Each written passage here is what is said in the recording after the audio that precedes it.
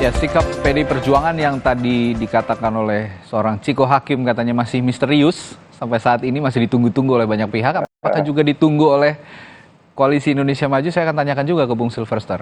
Apakah betul ditunggu sikap PDIP ini oleh di internal Koalisi Indonesia Maju, Bung Silverster? Sebenarnya biasa saja ya, karena Oh, kita biasa saja. juga koalisinya sudah cukup komplit. Oke. Jadi ya paling ya intinya bahwa tentunya yang kita inginkan juga bahwa PDIP akan membangun bangsa ini dengan menjadi oposisi. Itu yang memang harus kita hargai Oke. sebagai untuk ngecek and balances terhadap pemerintahan Pak Prabowo dan Mas Gibran gitu. Jadi Oke. ya kita udah tahu lah sikap PDIP kayaknya akan tetap gitu. Apalagi kita tahu bahwa sebenarnya kayak Mbak Puan kemarin ke Bali itu bagus banget ya kan. Tapi kan memang 100% saham PDIP ini masih dimiliki oleh pemilik partai yang aslinya, yaitu Ibu Megawati ya. Ya. Tapi dan juga kita harus tahu juga bahwa memang dengan tampilnya Mbak Puan kemarin, terus ada lagi terus Pak Bambang Pacul yang sudah mengakui kemenangan dan kehebatan Pak Prabowo dan Mas Gibran ya, termasuk Pak Oli Dondong Kambe ya, yang kemarin juga menjemput dan satu mobil dengan Pak Jokowi.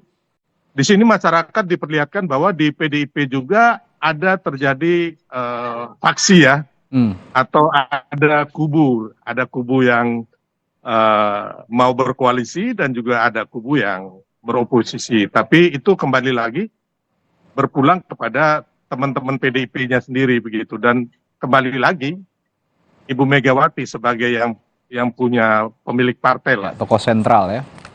Ya. Baik. Nah, tapi kan PDI Perjuangan ini pemenang pileg juga. Kita tidak bisa menutup mata bahwa PDI Perjuangan adalah partai pemenang pileg begitu. Dan mungkin juga akan cukup mendominasi kader-kadernya di Senayan, di parlemen. Nah, apakah betul tidak terlalu berpengaruh juga sikapnya terhadap Koalisi Indonesia Maju dan internal pemerintahan Prabowo Gibran ke depannya, Pak Silverster? Ya, tidak ada ya. Kalau memang kita melihat bahwa yang terpenting bagaimana kita membangun oposisi yang baik, oposisi yang ingin agar bangsa ini maju ke depannya. Dan saya pikir itu sangat bagus ya, apabila PDIP mengambil sikap itu. Dan bahkan bila perlu, kalau saat ini sudah tidak sejalan ya, kami inginnya agar PDIP juga mulai sekarang kalau bisa pas di Rakernas ini menarik seluruh menterinya dari kabinet Presiden Jokowi. Itu satu sikap yang sangat terpuji, karena daripada kita melihat serangan-serangan PDIP ini nggak berhenti ya, kita melihat seperti anak kecil sebenarnya.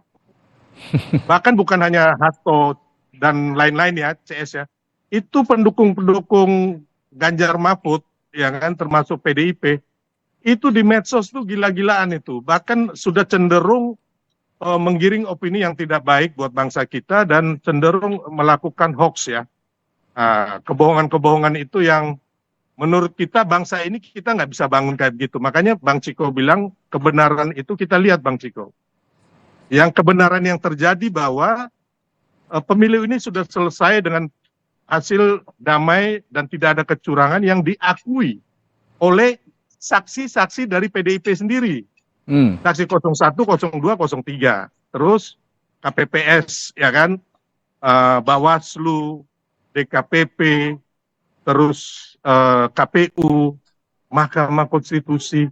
Terus siapa lagi yang akan dipercaya oleh PDIP gitu loh? Apakah PDIP ini teman-teman PDIP tinggal di hutan kali ya? Jadi tidak mengakui semua hal ini gitu loh. Jadi ya marilah kita membangun, ya kan. Saya yakin bahwa sejarah bangsa kita akan mencatat bahwa memang keterpilihan Prabowo Gibran ini memang adalah restu dari rakyat gitu. Dan saya berani bertaruh kapanpun kita bisa gitu loh, memberikan data-data bahwa tidak ada kecurangan dalam Pilpres kemarin gitu. Tapi sebagai kontrol sosial, kritik publik ya boleh-boleh saja sebenarnya kan Bung Silverster kalau menyampaikan pendapat. Kita menyambut hal yang positif. Ya. Karena memang sangat diperlukan, PDIP sangat diperlukan bangsa ini untuk mengawasi pemerintahan Pak Prabowo dan Mas Gibran nantinya, ke depannya begitu. Oke. Ya, Dan saya ke itu Mas. kita sangat hargai. Baik. Saya ke Mas Umam lagi. Mas Umam, sepertinya memang ya tadi ya bahwa efek dari hubungan Pak Jokowi dan Bu Mega dan PDI Perjuangan sendiri yang sudah tidak harmonis akan juga terlihat ya pada pemerintahan Prabowo Gibran ke depan 5 tahun ke depan. Nah, ini menarik, saya juga melihat apa ya, tadi sebagai yang dinyatakan oleh Bung Silverster juga, sulit sekali sepertinya kita saat ini juga menyampaikan kritik-kritik yang terlalu menohok begitu. Nantinya dianggapnya terlalu atau cenderung dibilang hoax begitu. Nah, ini saya juga agak-agak tergelitik dengan penyampaian kritik. Seperti apa yang harus kita sampaikan sebenarnya dalam menghadapi pemerintahan 5 tahun ke depan, Mas Umam? Ya, kalau misal terkait dengan konteks kritik, yang terpenting kritik itu betul-betul sifatnya konstruktif, tidak mengandung hoax, tidak mengandung fake news, tidak mengandung character assassination, tidak mengandung sesuatu yang sifatnya menghasut, atau dalam konteks ini adalah sesuatu yang hate speech atau perkataan yang justru menyebarkan kebencian. Nah, itu yang kemudian memang betul-betul dibutuhkan. Tetapi terlepas dari itu ya, memang dalam sebuah dinamika kebenaran, kalau misal tadi menyitir topik atau tema dari Rakernas PDIP, Satyam Eva Jayate, dan ini adalah bukan topik baru, di Rakernas sebelumnya juga temanya Satyam Eva Jayate.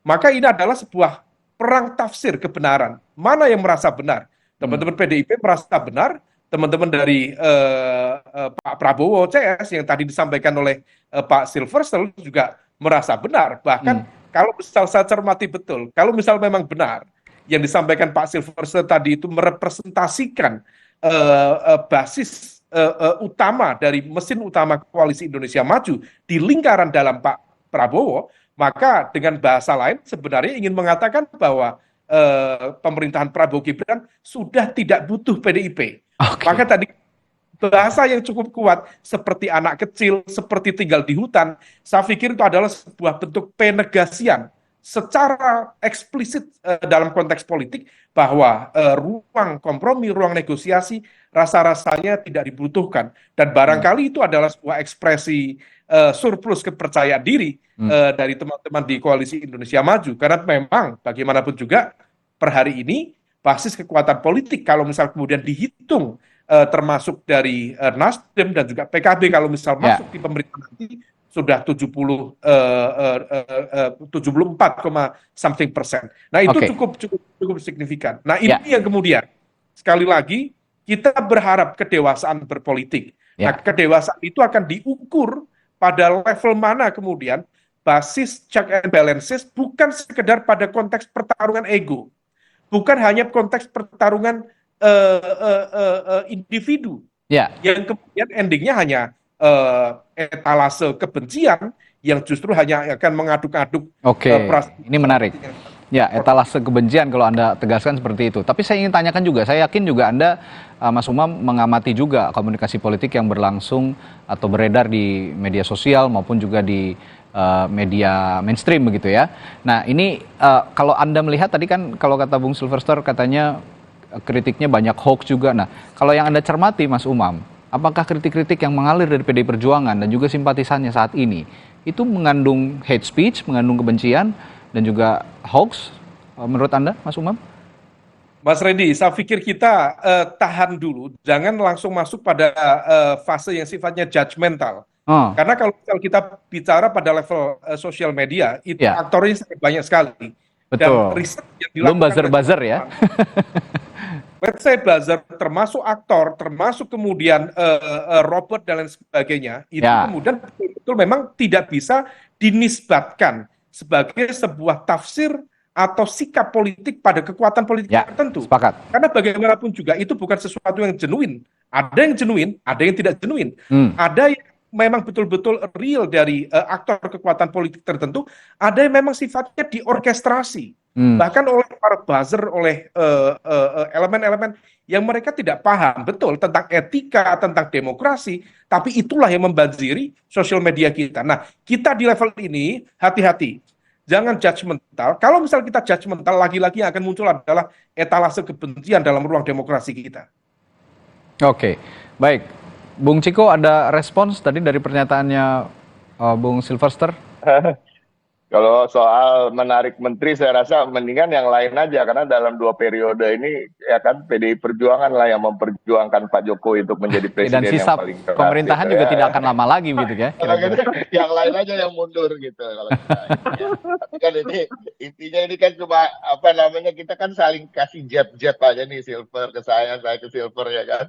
Tapi pada prinsipnya itu tadi, bahwa untuk pemerintahan ke depan sikap politik kami, apapun yang menjadi keputusan kami, tentunya kita berbasis pada kepentingan rakyat. Salah satunya saya setuju dengan Bang Silver tadi, mengatakan bahwa dalam demokrasi ini penting ada checks and balances. Nah, tapi jangan-jangan nanti yang berada di luar pemerintahan bisa jadi komunikasinya lebih lancar dengan Pak Prabowo. Karena kita lihat sendiri juga di Koalisi Indonesia Maju ini ada gejolak-gejolak kecil gitu yang terjadi. Misalnya di Sumatera Utara gitu kan, Bobi udah merebut ini menarik ini. di awal-awal. Bobi sudah merebut rekomendasi dari Partai Golkar, namun tiba-tiba masuknya Partai Gerindra, kan ini menarik tuh, ya kan? Terus hal-hal terkait dengan Undang-Undang Kementerian Negara gitu, sampai harus diajukan RUU. Walaupun PDI Perjuangan setuju dengan berbagai catatan, tetapi tentunya itu kan artinya ingin dalam tanda kutip belum tentu, cuma ingin menambah kursi kementerian yang terkait dengan bagi-bagi kekuasaan. Nah, saya juga sebagai anak bangsa dan PDI Perjuangan sendiri, kita berharap yang terbaik akan dilakukan oleh Pak Prabowo. Kita tidak berharap Pak Prabowo membawa negeri ini ke gerbang kehancuran dan lain-lain. Justru kita berada di luar pemerintahan maupun di dalam, tujuan kita adalah sama-sama mensukseskan kehidupan berbangsa dan negara dan sukses. Nah, artinya kita ingin mengingatkan juga agar Pak Prabowo itu tidak terlalu mudah ditekan-tekan oleh teman-teman dari partai koalisi pendukungnya sehingga menambah kursi kementerian negara hanya karena untuk bagi-bagi kekuasaan, dan ini akan menunjukkan suatu sikap kepemimpinan yang lemah. Nah, itulah yang saya sampaikan tadi akan menjadi yang pastinya PDI Perjuangan ada di dalam atau pada di luar pemerintahan akan menjadi mitra yang kritis bagi pemerintah ke depan, dan semoga kita semua bisa bekerja sama, baik itu sifatnya sebagai koalisi maupun sebagai oposisi. Oke, karena Anda menyinggung Bobi, saya singgung sedikit juga nih, tanya sedikit dan bisa dijawab singkat juga. Kalau Bobi kan sudah jelas nih jadi kader Partai Gerindra setelah jadi PDIP. Kalau Pak Jokowi dengan Mas Gibran ini statusnya memang digantung aja begitu ya, Bung Ciko? Di PDI Perjuangan. Sebenarnya gini loh, karena kan de facto itu lebih penting daripada de jure, iya kan? Kalau de factonya memang sudah meninggalkan, kami kan bukan kami yang meninggalkan, kami ditinggalkan gitu ya, dan kita juga sudah dalam artian ya udah kita terima ditinggalkan. Jadi kalau kita tidak mengundang misalnya ya kan, ya itu juga harus diterima aja, udah nggak usah dibicarakan terlalu jauh. Ini berbulan-bulan pembicaraan, padahal permasalahan bangsa ini kan harga bahan pokok, pangan, ya kan, dolar yang masih terus naik, ya kan, geopolitik dan lain-lain. Kita harapan kita ke depan, kita berbicara tentang betul-betul kepentingan bangsa, dan kita biarkan Pak Jokowi bekerja sampai akhir masa jabatannya, dan PDI Perjuangan secara profesional di kementeriannya juga bukan mensabotase dari internal. Kita betul-betul bekerja, menteri-menteri kita bekerja secara profesional, begitu juga di parlemen. Kita juga tidak mempersulit undang-undang yang diajukan untuk dibahas dan lain-lain. Baik, terakhir juga ke Bung Silverster. Anda kan juga sebagai Ketua Umum Solidaritas Merah Putih ya, yang juga relawan Jokowi. Nah, dari komunikasi yang terbangun selama ini dengan Anda, ke partai apa sih Pak Jokowi dan Gibran akan berlabuh nanti? Ya, kalau terakhir ya, saya bertemu Pak Presiden berdua, beliau rencananya hanya akan pulang ke Solo untuk ngomong cucu. Jadi beliau tidak akan berpartai. Saya pikir begitu ya? Ya, itu yang sangat bagus. Mengenai Mas Gibran sendiri, hanya memang ada isu-isu mau ke Partai Golkar, Partai PAN dan sebagainya. Sampai saat ini pun belum ya. Oke. Baik. Nah, terakhir Mas Umam, Anda percaya bahwa Pak Jokowi dan Mas Gibran tidak akan berpartai selama 5 tahun ke depan nanti? Mas Reddy, itu adalah sebuah situasi yang too good to be true. Oke. rasa-rasanya kalau misal kita mencermati apa yang terjadi, dinamika pasca kekuasaan itu jangan dianggap sebagai sebuah dinamika yang biasa. Tetap sama, seorang mantan penguasa, dia membutuhkan backup kekuatan politik yang cukup memadai. Karena kalau misal tidak, dia akan dihajar oleh berbagai kekuatan-kekuatan politik lain. Itulah yang kemudian bisa kita pahami mengapa misalnya barangkali ini bagian dari strategi Pak Jokowi menciptakan diaspora kekuatan politik dari lingkaran di sekitarnya, termasuk inti keluarganya ke sejumlah partai-partai secara tersebar merata. Bobi sekarang ada di Gerindra, kemudian Gibran kalau misal memang betul akan ada ke Golkar, kemudian nanti kalau misal di PDIP masih memungkinkan untuk diajak negosiasi Bang Ciko wala ahli wasabi ajmain ini dan teman-temannya ya, maka bisa saja kemudian itu bagian dari sebuah perisai untuk membentengi, melindungi terutama pasca turun dari kekuasaan. Jika seorang mantan pemimpin dalam sebuah pertarungan politik tidak diperkuat, tidak dilindungi dengan kekuatan politik yang memadai, maka dia akan dihajar oleh berbagai aktor-aktor politik, terutama mereka yang merasa pernah menjadi korban dalam pertarungan politik sebelumnya.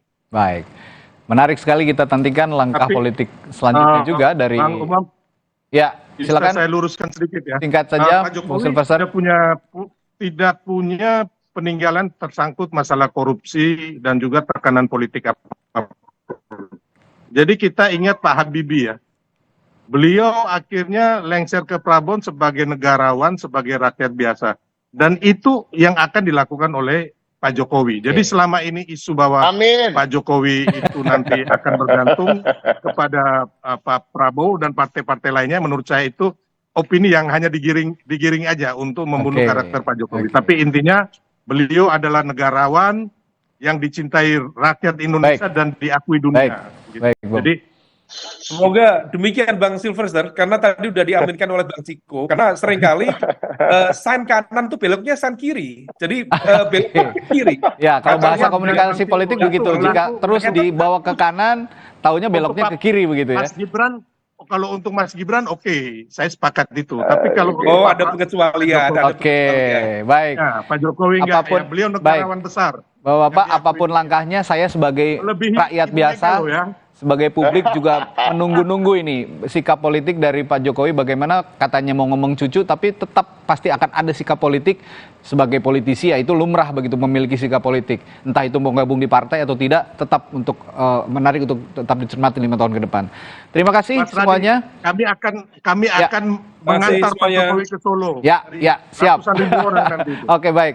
Terima kasih politisi PDI Perjuangan Ciko Hakim, Wakil Ketua TKN Prabowo Gibran Silverster Matutina, dan analis komunikasi politik Ahmad Hoirul Umam telah berbagi perspektif pagi hari ini. Terima kasih Bapak-Bapak, sehat selalu, sampai jumpa lagi.